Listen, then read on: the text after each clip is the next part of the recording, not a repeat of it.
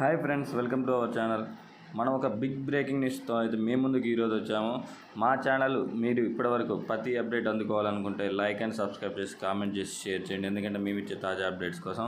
మనం చూసినట్టయితే ఈరోజు మన కేంద్ర ప్రభుత్వం అయితే ఏం చేసింది, ఒక సంచలన నిర్ణయం తీసుకుంది. సిఏఏ పై ఒక రూల్స్ను అయితే పెట్టింది.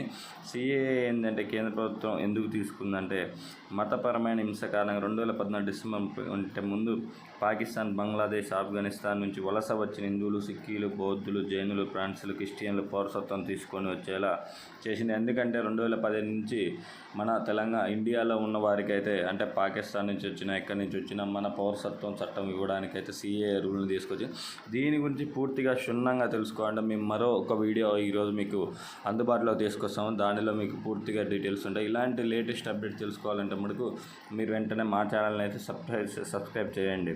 సిఏఏ గురించి తెలుసుకోవాలంటే మరో